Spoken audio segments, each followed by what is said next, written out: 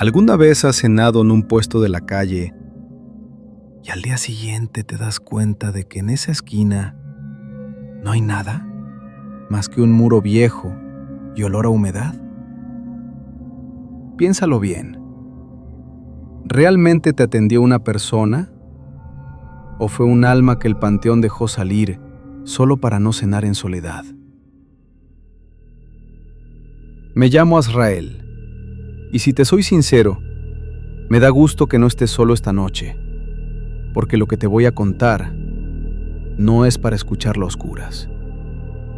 ¿Sabes? Yo siempre he dicho que nuestras calles tienen dos caras. De día todos tenemos prisa, pero de noche la ciudad nos cuenta sus secretos a través de la gente que nunca duerme.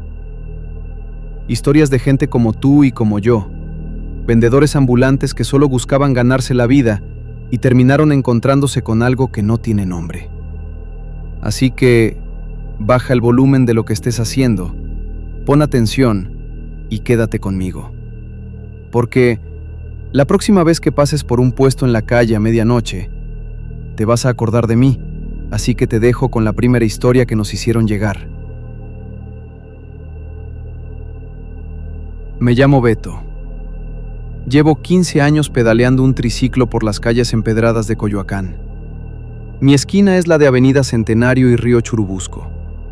Ahí, entre el ruido de los coches y el frío que baja del Ajusco, me he ganado la vida. Mi rutina empieza a las 2:30 de la mañana. En ese silencio de muerte, el sonido del agua hirviendo en la vaporera suena como un rugido. Siempre me sentí orgulloso de mi oficio. Ser tamalero en la Ciudad de México es ser un guardián del hambre de la gente. Pero el orgullo atrae a los demonios. Y mi demonio tenía nombre de mujer, Doña Justina. Ella llegó hace 6 meses. Se instaló a media cuadra de mí, frente a una casona por la calle de Viena. Desde que puso su puesto, el aire de la zona cambió. Ya no olía a maíz dulce ni a canela. Olía a algo rancio, como a ropa guardada en un panteón. Justina era una mujer de piel ceniza, con manos que parecían raíces secas. Nunca la vi comer, solo la vi mirar. Me miraba con un odio que se sentía en la nuca, como si estuviera midiendo cuántos pasos me faltaban para caer. «Qué buena venta tienes, Beto», me dijo una mañana, con una voz que sonaba como el roce de lija contra madera. «Disfrútala, que el hambre es un fuego que se apaga rápido». A partir de ese día, mi vida se volvió un calvario. No fue solo que la clientela bajara, fue algo físico. Al preparar la masa, sentía que el maíz estaba vivo. Las manos me ardían como si estuviera amasando brasas. Y luego vinieron las señales. Una noche, al destapar la olla en mi casa allá por Ejidos de Santa Úrsula, no salió vapor. Salió un enjambre de moscas negras, enormes, que se estrellaban contra las paredes de mi cocina. Mi esposa, Rosa, gritó desde la recámara. Corrí hacia ella y la encontré tirada en el piso. Tenía la espalda llena de marcas rojas, como si alguien la hubiera azotado con una soga de cerdas. Pero estábamos solos. «Beto, hay alguien en el pasillo», susurró ella entre llantos. «Es una mujer vieja, que no tiene pies». Salí al pasillo con una lámpara. No había nadie, pero en el piso, justo frente a la puerta de nuestra entrada, había un círculo de sal negra y un manojo de plumas de sopilote amarradas con un listón podrido. Sabía lo que era. Era envidia. Pero no una envidia cualquiera. Era un trabajo, de esos que se hacen para enterrar a toda una familia. Al día siguiente, regresé al puesto por pura necesidad. Pero mi comida ya no era mía. Cuando un cliente mordió un tamal de verde, soltó un grito. Se sacó de la boca un mechón de cabello humano enredado en la salsa. La gente empezó a gritar, a insultarme. Miré hacia el puesto de Justina. Ella sostenía un pocillo de barro y me brindaba desde lejos. Esa tarde, el hambre de venganza me superó. Fui a buscar a un viejo conocido en el barrio de la Candelaria, un señor al que llaman el Chato, que sabe de las artes oscuras que todavía se respiran en los rincones de México. Su casa olía a tabaco de hoja y a ruda. Beto, esa mujer no es humana, me dijo el Chato mientras tiraba los caracoles sobre una mesa de madera. Es una mantequera.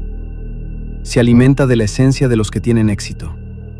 Si no la detienes, ella va a usar tu propia olla como su caldero. El maíz que vendes ya no es maíz. Son las cenizas de tu propia suerte. Me dio un frasco con un polvo grisáceo y me dijo que tenía que echarlo en la vaporera de Justina a la medianoche. Fui como un criminal, escondiéndome en las sombras de los árboles de la calle Viena. El frío de la Ciudad de México a esa hora te muerde hasta los pensamientos. Cuando llegué a su puesto, vi algo que me paralizó el corazón.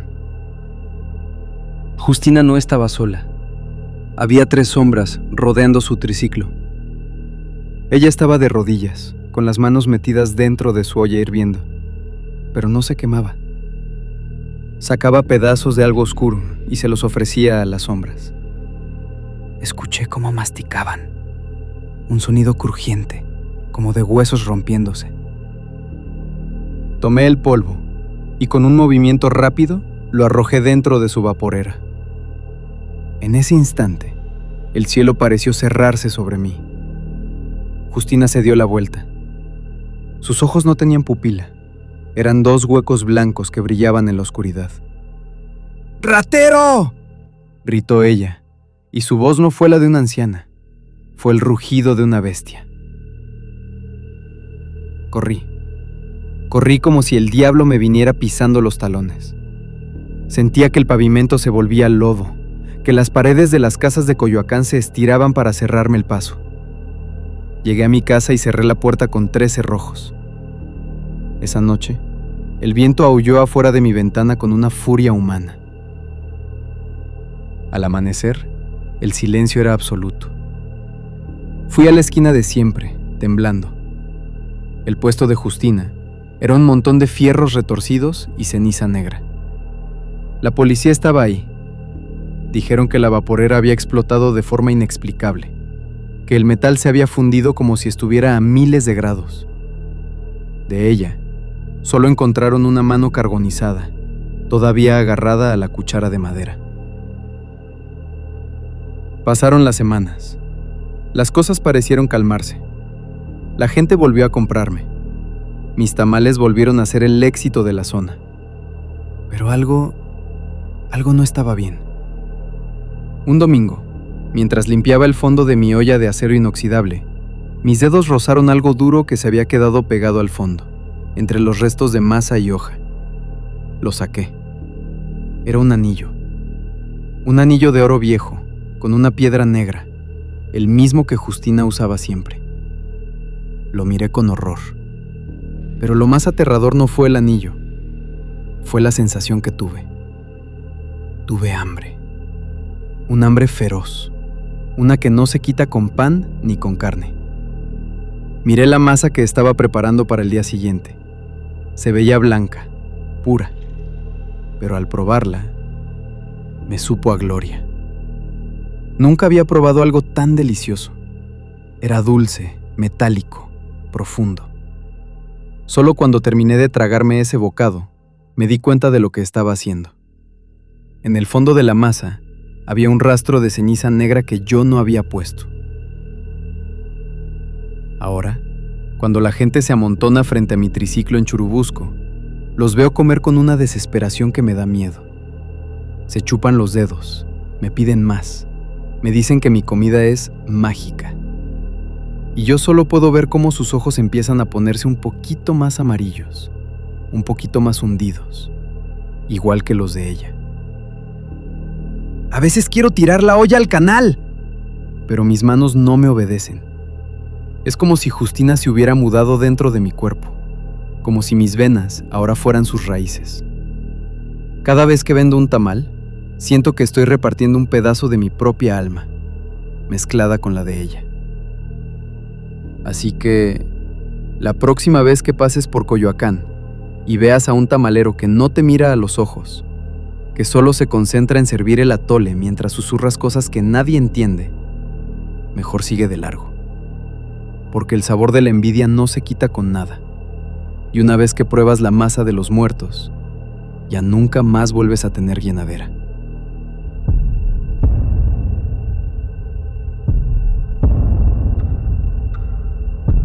Vámonos a la colonia Doctores. Vamos a conocer a una señora de las quesadillas que tiene un secreto que no vas a creer y un hacha que nunca descansa. Escucha esto. ¿Alguna vez te has preguntado si ese escalofrío que sientes al pasar frente a un hospital es solo el aire acondicionado? ¿O es el roce de alguien que acaba de morir y busca desesperadamente algo que lo amarre a la tierra? Me llamo Esperanza. Tengo 68 años y 30 de ellos los he pasado en la misma esquina. Dr. Balmis y Dr. Pasteur, justo a unos metros de la entrada de urgencias del Hospital General de México. Mi vida es el humo del comal, el olor a salsa martajada y el sonido de las sirenas que nunca descansan. En esta colonia, la Doctores, la muerte no es una visita, es una vecina que llega a cenar todas las noches. Muchos creen que vender comida fuera de un hospital es un negocio triste. Y lo es. Ves a la gente llegar con los ojos hinchados de tanto llorar, o con esa mirada perdida de quien ya aceptó que no hay esperanza. Yo les sirvo un taco, les doy un poco de café de olla y trato de que por 5 minutos se olviden del dolor. Pero lo que nadie sabe, lo que nadie sospecha, es que no todos mis clientes necesitan caminar para llegar a mi puesto. Empecé a verlos hace una década. Al principio pensé que era el cansancio, que las desveladas me estaban cobrando factura. Pero no. El primero fue un señor de unos 50 años, vestido con un traje gris muy elegante, pero lleno de polvo, como si hubiera estado guardado en un sótano por años. Se acercó a las 3 de la mañana, cuando la calle estaba en un silencio absoluto. ¿Tiene de suadero, jefa?, me preguntó. Su voz no tenía peso. Era como el susurro del viento entre las hojas secas. Le preparé 2 tacos. Se los comió con una lentitud que me puso los pelos de punta. No masticaba, simplemente los tragaba. Cuando terminó, puso una moneda sobre el tablón. Al tocar la moneda para guardarla, sentí una descarga de frío que me llegó hasta el codo. Miré hacia abajo. La moneda era un peso antiguo, de esos que ya no circulan, y estaba cubierto de una escarcha blanquecina. Cuando levanté la vista, el señor del traje gris se había esfumado. No corrió, no se fue. Simplemente dejó de estar ahí. Desde entonces entendí mi papel. Soy la vendedora de los que están en el entremedio. Aquellos que fallecieron en el quirófano y que antes de irse al descanso eterno, tienen un último antojo de vida. Pero hace 3 semanas, algo cambió. El ambiente en la Doctores se puso pesado, eléctrico. Eran las 2 de la mañana cuando una mujer se sentó en el extremo del banco. Llevaba un vestido de flores amarillas, muy humilde, pero lo que me llamó la atención fue que estaba empapada, a pesar de que no había caído una gota de lluvia en toda la semana. «Vengo por lo de mi hijo, doña Espe», dijo, pronunciando mi nombre con una familiaridad que me heló la sangre. Sus ojos, Dios mío, sus ojos, no tenían pupilas. Eran 2 esferas de un blanco lechoso, como si la catarata de la muerte se los hubiera devorado por completo. «¿Quién es su hijo, marchanta?», pregunté, tratando de concentrarme en picar la cebolla para no mirarla. Él está en el piso 4, señaló con un dedo largo y amarillento hacia el hospital. Terapia intensiva. Lleva 3 días queriendo irse, pero dice que el olor de su suadero lo detiene. Vine a llevarle la última orden, para que ya me lo dejen salir. En ese momento, una ráfaga de viento helado golpeó mi puesto, haciendo que el foco que cuelga del poste empezara a parpadear violentamente. La mujer se levantó y se acercó al comal. El vapor de la grasa no subía al techo de lámina. Se arremolinaba alrededor de ella, como si la sombra de la mujer estuviera alimentándose del calor. Vi cómo sus manos, al acercarse al fuego, no se quemaban. La piel se le veía traslúcida, y debajo de ella pude ver cómo los huesos se movían como si fueran independientes. Me quedé paralizada. Ella tomó una orden de 3 tacos que yo acababa de preparar para un chofer de ambulancia que nunca llegó. Los envolvió en un papel estraza y, sin decir más, caminó hacia la entrada de urgencias. Sus pies no hacían ruido sobre el pavimento. No proyectaba sombra bajo la luz naranja de las lámparas. Entró al hospital y las puertas automáticas se abrieron solas, como si reconocieran a una dueña de hace mucho tiempo. A los 10 minutos bajó Ramón, un camillero que siempre viene a platicar conmigo. Traía la cara pálida, desencajada. «Doña Espe, se nos fue el muchacho del 402», me dijo, sentándose pesadamente. Fue rarísimo. El monitor estaba estable y de pronto, ¡pum!, se detuvo el corazón. Pero lo que más miedo me dio fue que antes de dar el último suspiro, el cuarto empezó a oler a su comida, a taco recién hecho. Y el chavo sonrió, como si alguien le estuviera dando la mano. Me tuve que agarrar del tanque de gas para no caerme. Ramón no sabía que la madre de ese muchacho había muerto en un accidente en la carretera Toluca hacía 5 años. Lo que estuvo en mi puesto no era un alma en pena, era la muerte misma disfrazada de recuerdo. Desde esa noche, el puesto ya no es el mismo. A veces, siento que alguien me jala el delantal. Escucho risas de niños que juegan debajo de las mesas, pero cuando me asomo, solo hay basura y obscuridad. Esos niños son los peores. Vienen vestidos con sus batas blancas, con los parches de las agujas todavía en sus bracitos. No piden comida. Me piden que les cuente un cuento para poder dormir. Y yo no puedo decirles que no, porque sé que si les cierro la puerta de mi corazón, se van a quedar aquí para siempre, vagando entre los carros de la calle Doctor Velasco. Ayer una enfermera nueva, que no sabe cómo son las cosas aquí, se acercó a comprarme una quesadilla. Me miró extrañada y me dijo: «Doña, ¿por qué habla sola? ¿Y por qué le sirve café a ese banco vacío?» Se me secó la garganta. Miré el banco. Para ella estaba vacío. Para mí, había un hombre con la cabeza vendada y el pecho abierto, bebiendo el vapor del café con una paz que me daba envidia. «Son atenciones de la casa, mija», le dije, mientras sentía cómo el frío del muerto me entumecía los dedos. La verdad es que tengo miedo de que un día sea yo la que esté del otro lado del tablón. Tengo miedo de que un día yo sea la que llegue a pedir un taco de suadero para recordar cómo se sentía estar viva. Por eso no me quito.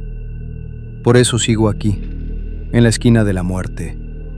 A veces siento que mis propios huesos ya huelen a hospital, que mi sangre ya no es sangre, sino atole de canela frío.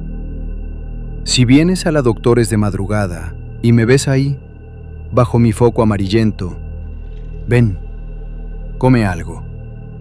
Pero te doy un consejo de amiga. Si sientes que alguien se sienta a tu lado y el aire se pone tan frío que te duele respirar, no voltees.